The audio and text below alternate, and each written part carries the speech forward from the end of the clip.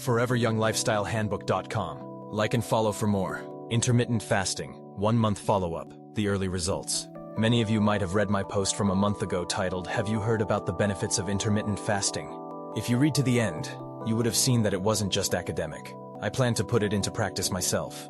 As I stated, today I started with a 10-hour eating window, 8 a.m. 6 p.m., which I plan to keep up for a week. If all goes well, I will reduce to an 8-hour window, 10 a.m. 6 p.m. for 1 additional week. Then I will move to a 6-hour window, 12 p.m. 6 p.m. indefinitely. For the record, I am starting at a weight of 172 pounds, and I hope to see positive results within about a month. I will let you know how it goes.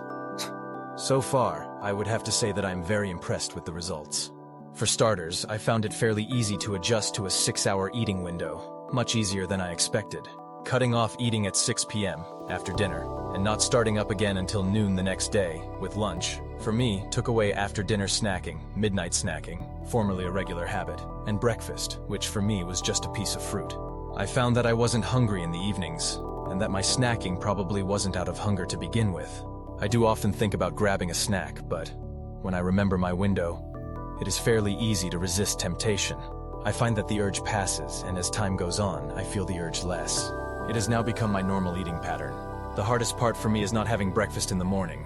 Even though I had a relatively light breakfast habit, waiting until noon was tough, especially at first. Now I start the day with a mug of black coffee, and I am getting used to it.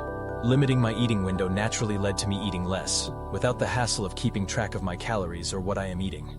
My lunch and dinner are the same as before, and the fruit that I used to eat for breakfast is now my afternoon snack. Cutting out snacking outside of the window is the sole source of reduced calories. So what you are probably wondering is, did I lose weight? I am happy to say that after 1 month of intermittent fasting, I have lost 5 pounds, and pants that I bought only recently are now loose around my waist. I think this is a sign that I am primarily losing belly fat. I now weigh 167 pounds, which is close to my previous goal of 165.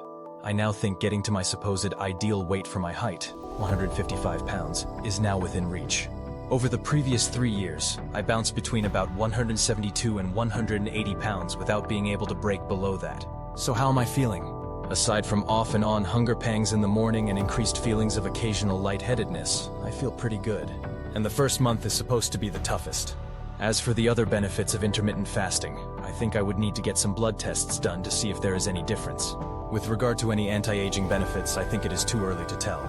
Based on my results so far, I would encourage others to try intermittent fasting as well.